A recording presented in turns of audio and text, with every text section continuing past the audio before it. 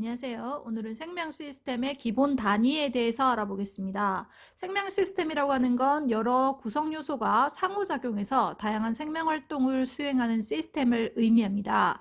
생명 시스템은 하나의 생물 개체일 수도 있고요. 아니면 하나의 세포일 수도 있습니다. 그래서 생명 시스템을 보기 전에 우리 구성 단계부터 한번 살펴보도록 하겠습니다.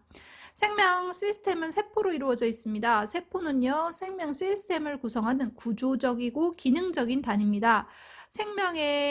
생명체를 구성하고 있다라고 해서 구조적이고요. 그 다음에 역할을 수행한다고 해서 기능적이라고 얘기를 합니다.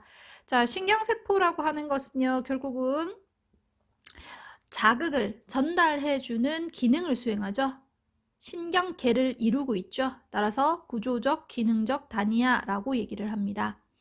조직은요, 모양과 기능이 비슷한 세포들의 모임입니다. 모양과 기능이 비슷한 세포들의 모임.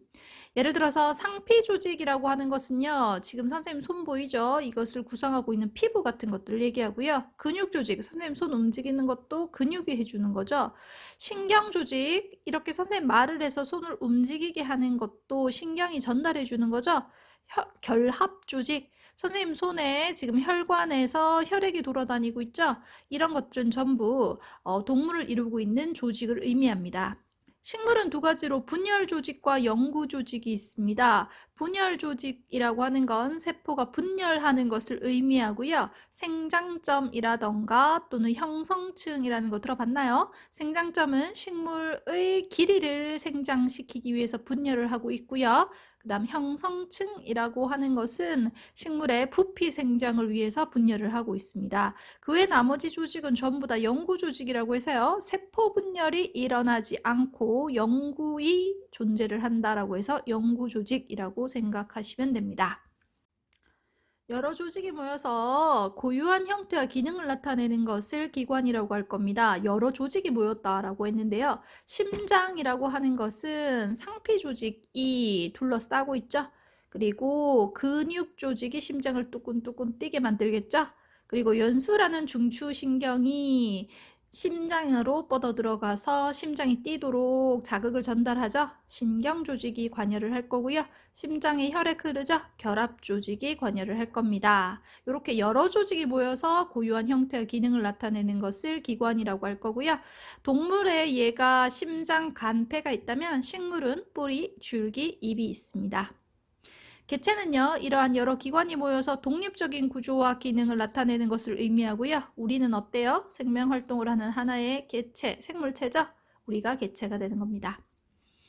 이렇게 구성 단계를 살펴봤는데요. 세포, 조직, 기관, 개체는 동물과 식물 구성 단계의 공통된 부분입니다. 그런데 동물은요, 세포, 조직, 기관의 기관계라는 걸 더 가지고 있어요. 그리고 개체가 되는 거고요.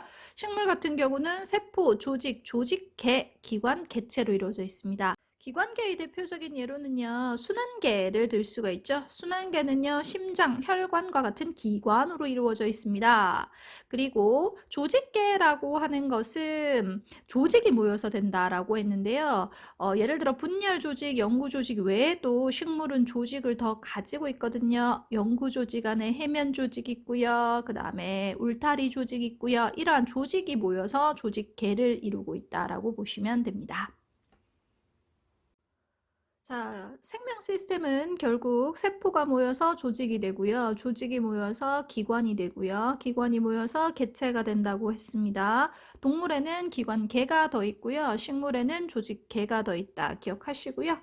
세포의 구조를 한번 살펴보겠습니다. 자, 중심에는요, 동그란 핵 부분이 있죠. 그리고 핵을 제외한 나머지 부분들을 전부 세포질이라고 할 겁니다. 그래서 내부는요, 핵과 세포질로 분됩니다. 핵을 제외한 나머지 부분을 세포질이라고 할 겁니다. 이 세포질에 다양한 세포 소기관이 떠 있는데요. 예를 들어서 리보솜, 그리고 골지체, 미토콘드리아 이런 것들이 전부 다 세포 소기관이라고 생각하시면 됩니다. 그리고 핵을 제외한 나머지 부분 세포질에 다양한 세포 소기관이 둥둥둥 떠 있구나 라고 생각해 주시면 됩니다. 자, 이러한 세포 소기관을 한번 살펴보겠습니다. 핵도 세포 소기관입니다. 핵 같은 경우는요, 세포에서 가장 큰 세포 소기관이라고 보시면 됩니다. 핵은요, 핵막이라는 걸로 둘러싸여져 있습니다. 근육에는요, 구멍이 꽁꽁꽁꽁꽁 뚫려 있는데요. 바로 핵공이라고 하고요. 그 핵공을 통해서 물질들이 출입 가능하다라고 생각하시면 됩니다. 그래서 여기에 특히 뭐가 있냐? 바로 유전 정보를 저장하고 있습니다. 이 유전 정보가 뭐예요? 바로 우리가 말하는 DNA겠죠? DNA에 유전 정보가 있으면 이 유전 정보로 뭘 할 수 있다? 바로 세포의 생명 활동을 조절할 수 있다라고 기억해 주시면 됩니다. 핵 DNA가 있어 세포의 생명 활동을 조절한다. 기억해 주시면 됩니다. 다음은 리보솜입니다. 리보솜은 지금 핵을 둘러싸고 있는 요 갈색 부분이 소포체라는 건데요. 소포체에 보면 꽁꽁꽁꽁꽁 점이 찍혀 있죠? 이 점이 바로 리보솜이 됩니다.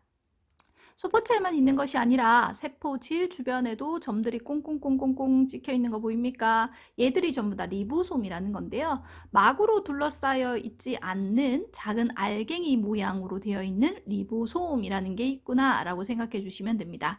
얘들은요, 바로 DNA 유전 정보에 따라서 단백질이 합성되는 장소인데요. 선생님, 핵에는 유전 물질이 있고 그 유전 물질은 핵공을 통해 나올 수가 있다 그랬죠. 그 유전 정보를 가진 걸 우리가 DNA라고 하는데요. DNA는 직접 이렇게 이동하진 않습니다. DNA 유전 정보를 RNA한테 전달하게 되고 RNA가 유전 정보를 가지고 밖으로 빠져나오게 되면 이 소포체에 붙어 있는 리보솜에서 바로 단백질 합성이 일어납니다. 따라서 DNA 유전 정보에 따라서 단백질 합성이 되는 장소를 바로 우리가 리보솜이라고 할 겁니다.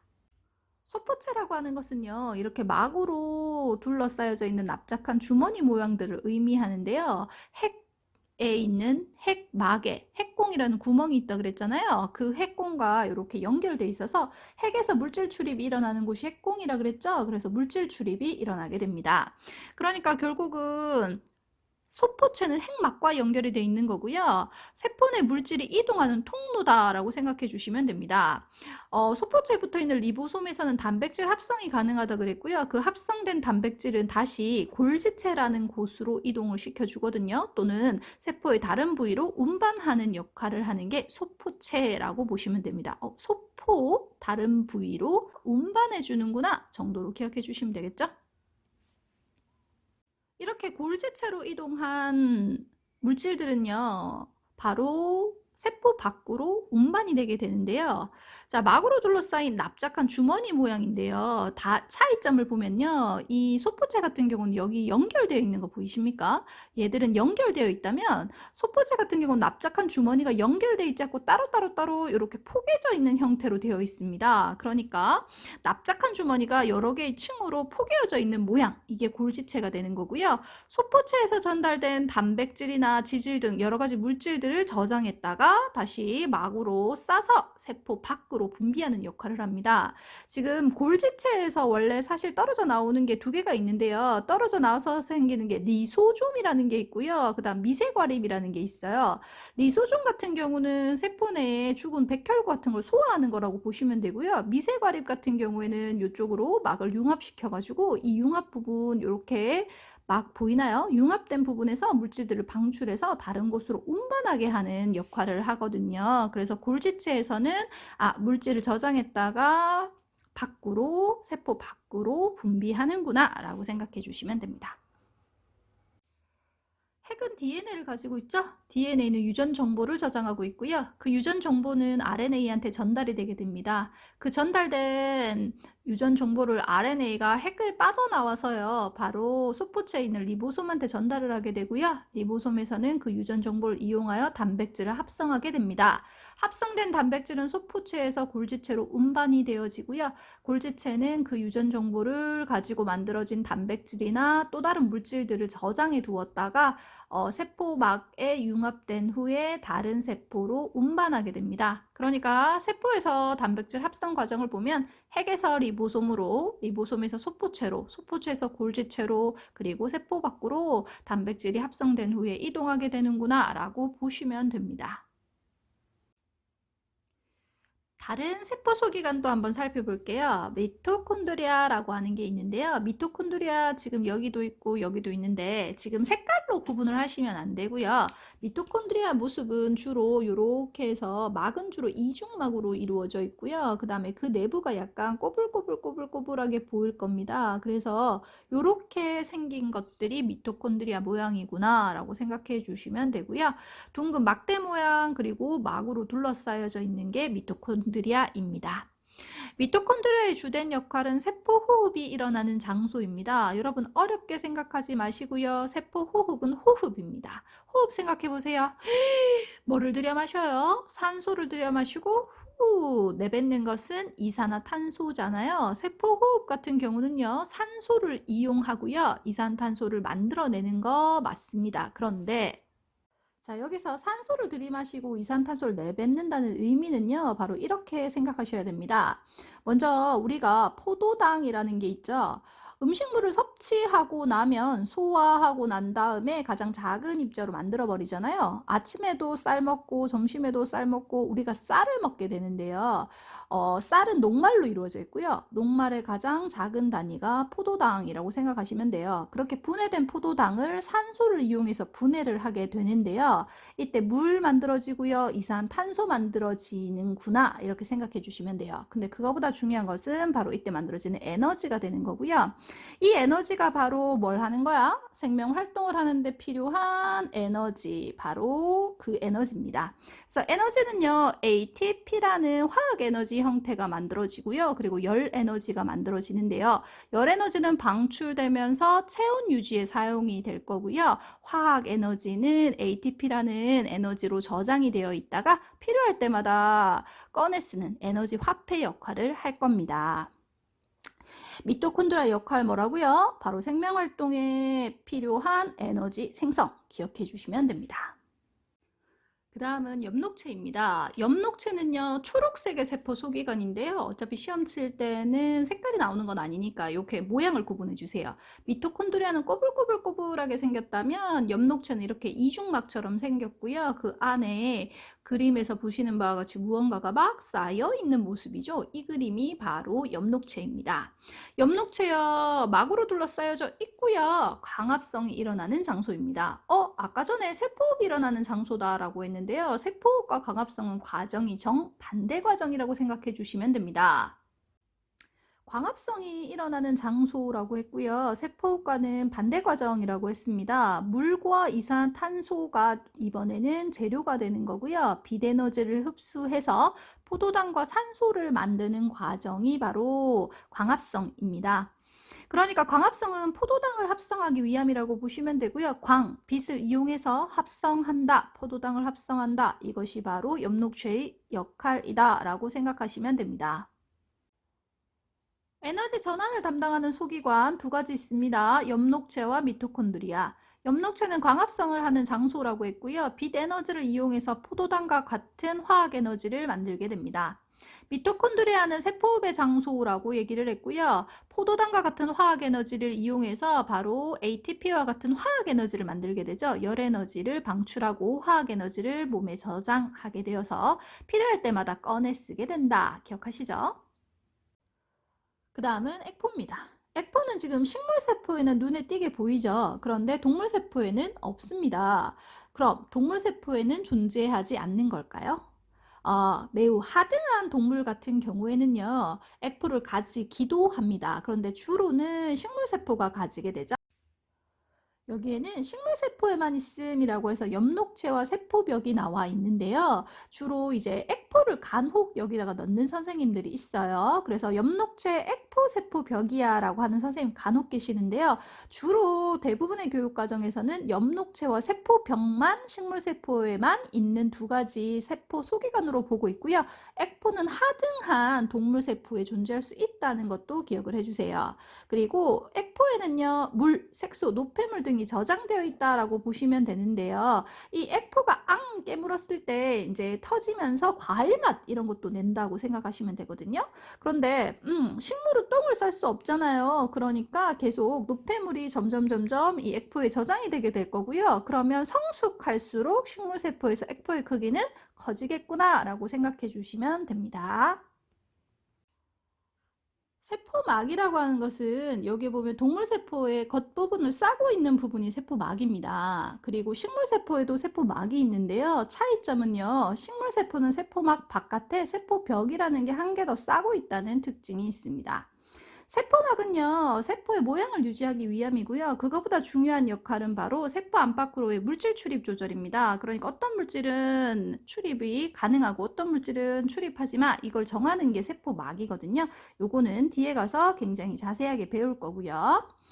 세포벽은요, 지금 동물 같은 경우는 움직이잖아요. 세포도 둥둥둥 떠다니기도 하고, 그죠? 근데 동물 세포 같은 경우와 다르게 식물 세포는 딱 움직이지 않습니다. 그죠? 모양이 유지가 확실하게 돼야 돼요. 그러니까 세포를 보호하고 모양을 정확하게 유지하기 위해서 식물은 세포벽을 가지고 있다라고 생각하시면 됩니다.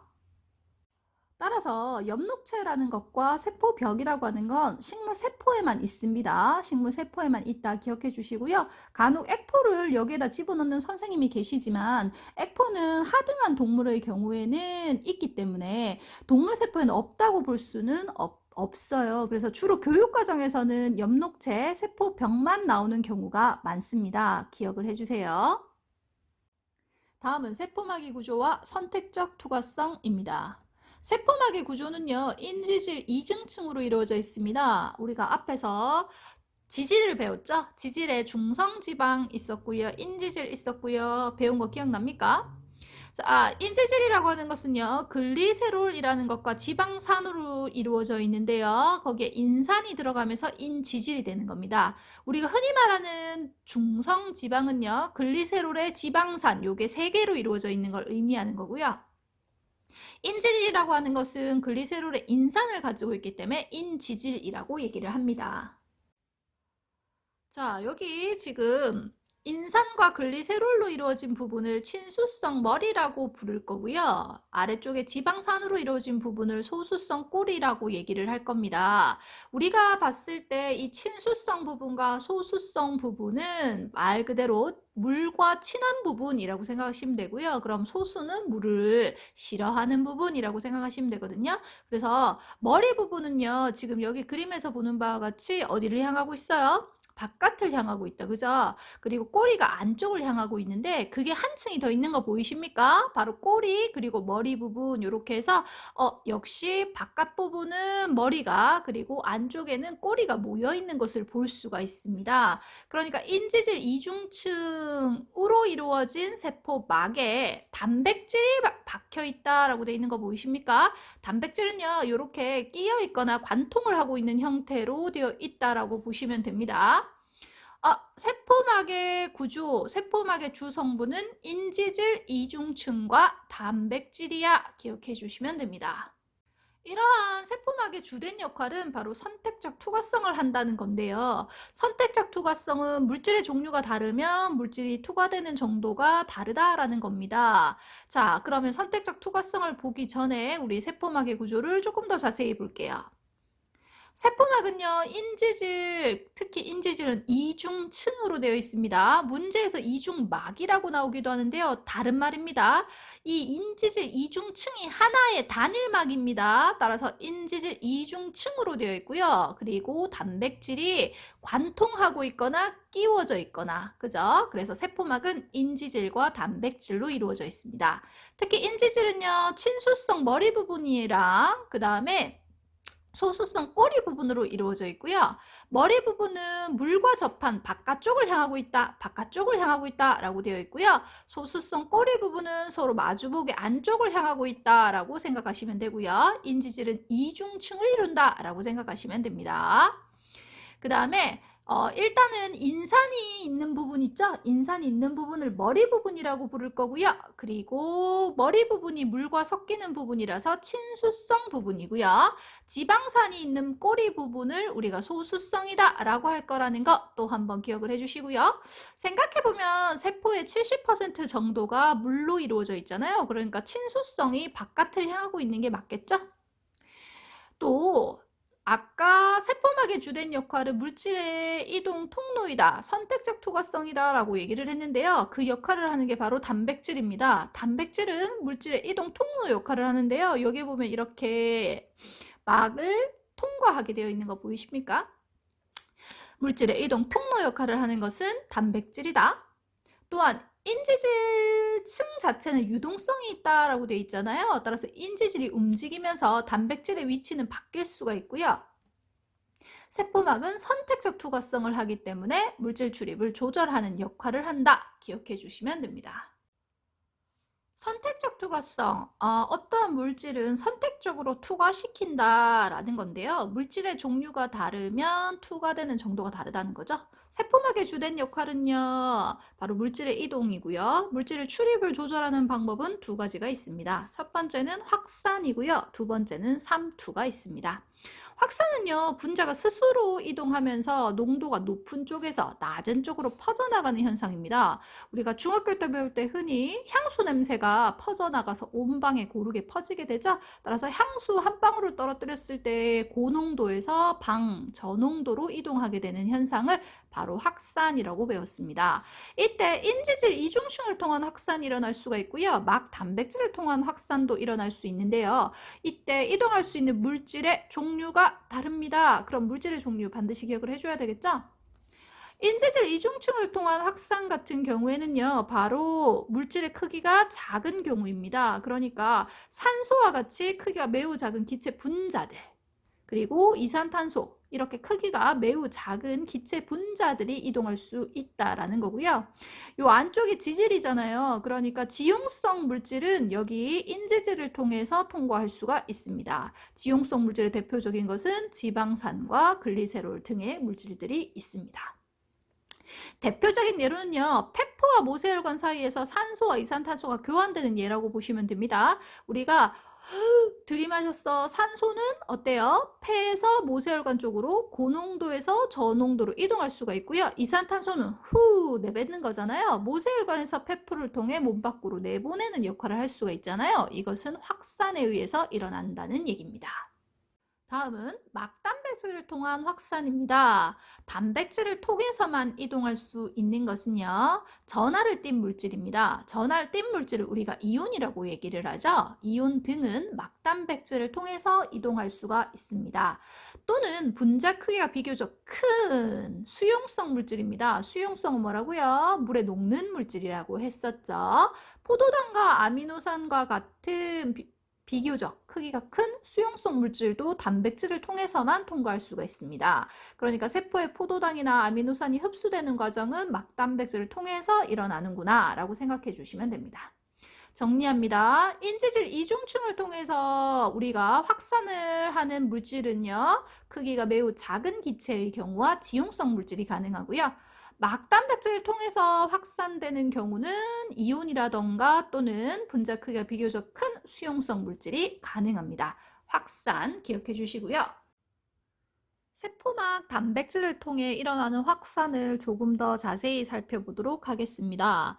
일단 물질의 이동에 관여하는 막단백질에는요, 종류가 크게 두 가지로 있습니다. 이건 심화 정도로 생각해 주시면 되고요. 통로 단백질과 운반체 단백질로 이루어져 있습니다. 통로 단백질이라고 하는 것은요, 물질이 통로 역할을 한다라는 얘기고요. 이때 이온과 같은 대부분의 물질들은 통로 단백질을 통해서 이동하게 됩니다. 그런데 좀 크기가 큰, 분자의 크기가 큰 포도당이나 아미노산과 같은 물질은 운반체 단백질에 의해서 확산이 되고요. 운반체 단백질은 이렇게 세포막 바깥쪽에서 물질이 들어올 때 여기 단백질을 붙이게 됩니다. 물질들을 단백질을 붙이게 되고요. 그 다음에 이렇게 해서 붙였던 물질들을 세포 안쪽으로 다시 이동시키게 되는 거죠. 이런 걸 운반체 단백질이라고 얘기를 합니다. 이러한 운반체 단백질 같은 경우에는요, 포도당이나 아미노산과 같은 물질들을 운반시킨다라고 생각하시면 됩니다. 아까 막단백질은요, 크게 이온이나 또는 크기가 큰 수용성 물질을 이동시킨다라고 했는데요. 이온은 주로 통로 단백질을 통해서 이동한다고 보시면 되고요. 그 다음에 포도당이나 아미노산과 같은 좀 분자 크기가 큰 수용성 물질들은 운반체 단백질을 통해서 이동한다고 보시면 되고요. 이 과정은 심화 과정이라고 생각하시면 됩니다. 또 특정 막단백질은 특정 물질만 선택적으로 투과하게 됩니다. 야, 너 들어와, 넌 들어오지 마를 결정하게 되는데요. 여기에 보면요, 여기 색깔이 약간 진한 부분, 칼륨 통로, 단백질입니다. 칼륨 이온만을 이동시키는 단백질이라고 생각하시면 되고요. 여기에 보면 색깔이 조금 연한 나트륨 통로 단백질입니다. 나트륨 이온만을 통과시킨다고 보시면 됩니다. 그러니까 나트륨 이온은 요거 좀 연한 색깔의 요 막단백질을 통해서만 이동을 한다는 얘기고요. 색깔이 좀 보라색으로 진한 요 칼륨을 이동시키는 칼륨 이온만 이동시킬 수 있는 막단백질도 있구나. 즉 물질을 선택적으로 투과시키는구나 라고 생각하시면 됩니다. 그리고 어떤 물질을 통과시키는 막단백질이 많은가에 따라서 세포의 투과도가 달라지게 됩니다. 그러니까 여기는 칼륨을 이동시키는 통로 단백질이 더 많으면 칼륨 이온이 더 많이 이동하겠구나. 요 의미를 보시면 됩니다. 확산 속도는 농도차가 클수록 빨라집니다. 그러니까 그림에서 인지질 이중층을 통한 확산도 어때요? 우리가 다른 말로 단순 확산이라고 얘기를 하는데요. 세포 안팎의 농도차가 클수록 물질의 이동 속도가 계속 빨라지는 것을 볼 수가 있죠. 그런데 막단백질을 통한 확산, 즉 촉진 확산이라고 하는데요. 이것도 빨간색으로 바뀌어야 돼요. 막단백질을 통한 촉진 확산 같은 경우에는요. 어느 정도는 농도차에 의해서 물질의 이동 속도가 빨라지기는 하나 일정 수준 이상에서는 빨라지지 않는 한계가 있구나 라고 생각해 주시면 된다는 거예요. 그래서 막단백질을 통한 확산 속도는 한계가 있구나 까지 봐주시면 됩니다. 세포막을 통해서 물질이 이동하는 방법 두 번째는 삼투입니다. 삼투는요, 세포막을 경계로 해서 이번엔 농도가 낮은 쪽에서 높은 쪽으로 물이 이동하네요. 확산 기억하세요. 농도가 높은 쪽에서 낮은 쪽으로 분자가 직접 이동하는 거였다면 삼투는요, 농도가 낮은 곳에서 높은 곳으로 물이 이동하는 현상입니다. 먼저 동물 세포로 실험을 한번 해봤는데요. 농도가 낮은 용액에 넣었죠. 농도가 낮은 용액이라고 함은 실제로 동물 세포의 농도가 더 높다라는 얘기 아닙니까? 그러면 선생님 뭐라 그랬어요? 농도가 낮은 데서 높은 데로 물이 이동한다 라고 했으니까 그림에서 보는 바와 같이 세포 안으로 물이 들어오겠죠. 그럼 세포 안으로 물이 들어오면 세포의 부피는 점점 커지다가 세포 막밖에 없는 동물 세포는 결국 터지기도 하거든요. 이걸 우리가 용혈 현상이라고도 하는데요. 터지기도 하는구나 라고 생각해 주시면 됩니다. 농도가 밖과 안이 같다면 물이 이동하지 않는 것처럼 보입니다. 하지만 물의 이동량이 없어라고 되어 있지만 여러분 기억하세요. 들어오는 물의 양과 나가는 물의 양이 같아서 물의 이동량이 없어 보이는 겁니다. 그래서 세포 부피에는 변화가 없습니다. 물의 이동량이 없다는 말은 들어오려고 하는 물과 나가려고 하는 물의 양이 같다는 거. 그래서 외관상 물의 이동량이 없어 보인다. 기억하세요. 이번에는 농도가 높은 용액입니다. 농도가 높으면 바깥에 있는 물이 고농도가 되고요. 세포가 저농도가 되겠죠? 그럼 저농도에서 고농도로 물이 어떻게 된다 했어요? 빠져나온다 그랬잖아요. 이렇게 빠져나오니까 어떻게 됐어요? 세포에서 물이 빠져나와 세포의 부피가 줄어들면서 쪼글쪼글쪼글해진 거 보이시죠? 이게 바로 삼투입니다. 식물세포도 동일한 방법인데요. 차이점은 식물세포에는 세포벽이 있다는 사실입니다. 자, 아까 전에 똑같습니다. 농도가 낮은 용액이라고 얘기를 했고요. 농도가 낮으면 세포가 고농도, 그 다음에 바깥이 저농도가 되겠죠? 그럼 저농도에서 고농도로 물이 이동한다고 했으니까 세포가 어때요? 빵빵해지겠죠? 따라서 물이 세포 안으로 들어와 세포의 부피가 커지다가 결국은 더 이상 증가하지는 않습니다. 얘는 터지기도 하지만 얘는 세포벽 때문에 더 이상 증가하지 않고 크기가 일정해지는구나 라고 생각해 주시면 됩니다. 농도가 같은 용액에서는요, 뭐라 그랬어요? 들어오려고 하는 물의 양과 나가려고 하는 물의 양이 같아서 외관상 물의 이동량이 없어서 세포의 부피가 변하지 않는다고 했었죠? 자, 이번에는 농도가 높은 용액인데요. 농도가 높은 건 바깥쪽이 고농도고 안쪽이 저농도가 되기 때문에 저농도에 있는 물이 바깥쪽으로 빠져나오게 되죠. 그럼 여기 보이시나요? 세포벽과 세포막이 분리되고 있는 것 보이시나요? 세포에서 물이 빠져나오게 되면 세포의 부피가 줄어들죠. 그럼 세포막과 세포벽이 어때요? 분리가 되게 되는구나 라고 생각해 주시면 돼요. 이렇게 지금 떨어져 나오고 있는 거 보이십니까? 이렇게 식물세포에서 물이 빠져나가면서 세포가 오그라들게 되고요. 세포막이 세포벽과 분리되는 현상을 원형질 분리라고 얘기를 합니다. 그래서 세포막에 있는 물이 빠져나가니까 막이 쪼그라들면서 벽과 떨어지는구나. 이것을 원형질 분리, 식물세포에서만 일어날 수 있겠구나 라고 생각해 주시면 됩니다. 자, 3초는요. 일상생활에서요. 식물이 물을 흡수할 때 뿌리털에서 지금 일어나는 현상이라고 보시면 되고요. 콩팥에서 물을 재흡수할 때도 바로 삼투여에서 일어나는구나 라고 기억을 해주시면 됩니다. 식물세포를 한번 살펴보겠습니다. 증류수 10% 설탕용액, 20% 설탕용액을 준비해서 양파의 표피를 한번 담가보는 실험인데요. 이때 표본을 만들고 난 다음에 관찰한 결과를 보시면 10% 설탕 용액이 바로 농도가 같은 용액임을 알 수가 있습니다. 우리가 같을 등 해서 등장액이라고도 하는데요.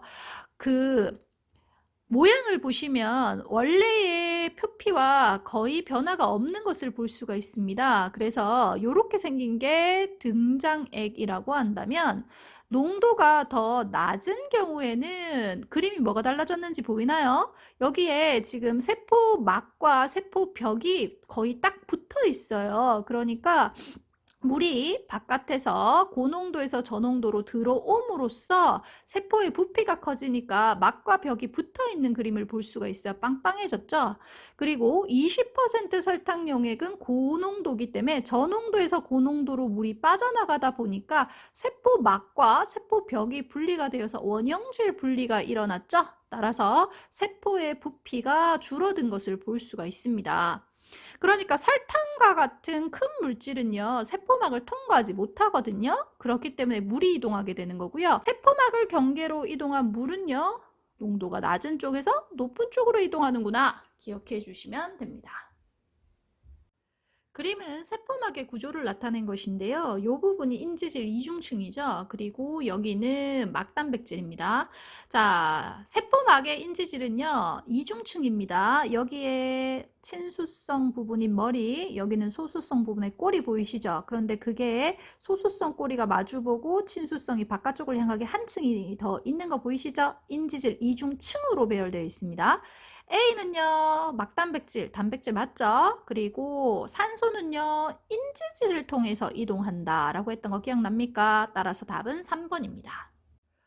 그림에요. 이렇게 되어 있는 거는 약간 꼬불꼬불꼬불하게 되어 있는 거 미토콘드리아라 그랬고요. 여기에 무언가가 쌓여 있는 것처럼 보이는 걸 엽록체라고 했습니다. 그림 구분하시고요. 그 다음에 B는 점을 얘기하니까 이 점은요. 막으로 되어 있지 않은 알갱이 모양 리보솜이었습니다. 그리고 이 C는요. 바깥쪽이 아니라 안쪽 막을 가리키고 있으니까 세포막이고요. 바깥쪽은 세포벽이라고 생각하시면 됩니다.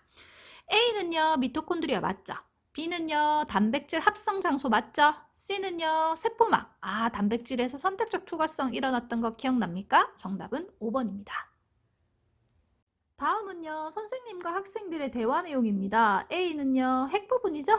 B는요, 요 그림 구분 가십니까? 꼬불꼬불하게 되어 있는 게 미토콘드리아, 무언가가 쌓여 있는 듯한 게 엽록체입니다. A에는요, 핵 부분에는 DNA가 있습니까? 네, 있습니다. B는요, 미토콘드리아죠. 미토콘드리아의 주된 역할은 세포호흡. 세포호흡은 생명활동에 필요한 에너지 생산. 맞죠? C는요, 엽록체. 광합성이 일어나는 장소. 정답은 5번입니다. 동영상을 본 사람만 알 거예요. 숙제예요. 자, A4지를 꺼내서요. 여러분 선생님처럼 그림을 그리면서 명칭 하나하나 좀 익숙해져 봅시다. 핵이고요. 핵 안에는 유전 물질인 DNA가 들어있습니다. DNA는 이중가닥으로 되어 있죠. 그런데 DNA가 직접 핵공을 빠져나오게 되면 DNA는 손상될 수가 있어요. 우리가 하나의 염기서열만 바뀌어도 결국은 암이 걸릴 수도 있고 적혈구의 모양이 남 모양으로 바뀔 수도 있다고 했었죠. 그러니까 RNA한테 유전 정보를 전달해줘서 RNA가 빠져나오게 됩니다. 그럼 유전 정보는 뭐가 들어있냐면요. 단백질을 합성하기 위한 정보가 들어있거든요. 그래서 RNA가 빠져나와서 소포체로 이동하게 됩니다. 소포체는 여기에 동글동글한 거 리보솜이 있고요. 리보솜은 여기도 있죠. 그죠? 세포질 또는 소포체에 붙어 있는 리보소무한테 갑니다. 그럼 리보솜에서 뭐가 일어난다? 바로 단백질 합성이 일어나죠. 단백질 합성 장소가 되는 거고요. 이 단백질이 합성된 것이 소포체에서 이동해서 소포체의 역할은 이동 통로 역할이죠. 소포체에서 이동을 해서 골지체로 전달이 되게 되고, 골지체는요, 물질을 저장했다가 분비하는 역할을 하죠. 그래서 이렇게 미세과립이라는 형태로 만들어서 이렇게 물질을 담아서 이 물질을 막에 융합시켜서 밖으로 내보내는 역할을 하게 될 겁니다. 그래서 단백질 합성과 관련된 이동 통로를 얘기하는 거고요. 이거는 미토콘드리아 모양인 거 알겠어요? 생명활동에 필요한 에너지 생성이 목적이고요. 엽록체죠? 광합성을 합니다. 이건 액포인데요. 액포는요, 주로 색소나 노폐물 같은 것을 저장합니다. 그러니까 늙은 세포일수록 크기가 커지죠? 주로 식물세포에 많고요. 동물세포는 하등한 동물에게 있습니다. 그리고 요 막이요, 바로 세포막인데요. 세포막은 인지질 이중층과 단백질로 이루어져 있고요. 물질 출입 조절 기억나시죠? 그리고 만약에 하나 더 바깥쪽에 막이 존재한다면 식물세포에만 있는 세포벽이 될 겁니다. 식물세포에만 있는 것은 엽록체와 그리고 세포벽이 된다라는 거 기억해 주시고요. 지금 수업한 내용을 그림을 그리고 설명을 적어서 사진을 찍어서 선생님한테 숙제와 함께 보내주세요.